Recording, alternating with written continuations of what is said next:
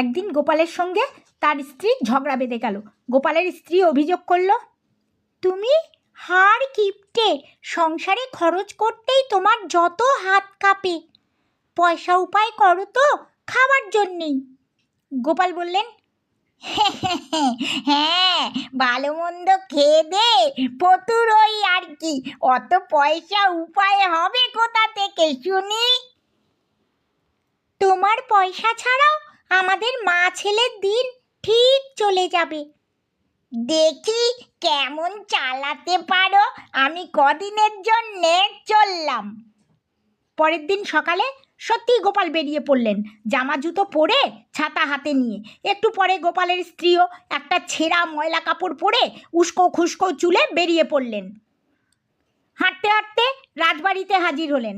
রাজা কৃষ্ণচন্দ্রের কাছে চোখ মুছতে মুছতে বললেন, আমি রাজসভার ভাঁড়ের স্ত্রী, গত রাত্রে আমার স্বামী শিঙা ফুঁকেছে।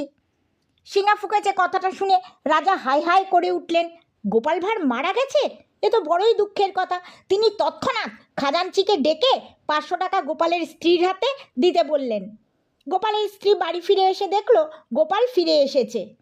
কি গো, তুমি এর মধ্যেই ফিরে এলে যে? তোমার শিঙা ফোকার কথা বলে আমি 500 টাকার সাহায্য পেয়েছি রাজামশাইয়ের কাছ থেকে। গোপাল বললেন, বাহ বাহ, বেশ ভালোই করেছো। 2-4 দিন না হয় তোমার পয়সায় ভালো মন্দ খাওয়া যাক, রাজসভায় আর কদিন যাব না। কদিন পর রাজা ভ্রমণে বের হয়ে লোক মুখে জানতে পারলেন গোপাল বহাল তবিয়াতে আছে, মারা যাননি। তিনি তাড়াতাড়ি হাজির হলেন গোপালের বাড়িতে। বারান্দায় উঠে ঘরে উকি দিয়ে দেখতে পেলেন গোপাল শুয়ে শুয়ে শিঙা ফুঁকছেন। রাজা রেগে বললেন, বাহ, বেশ মশকরা শিখেছ তো।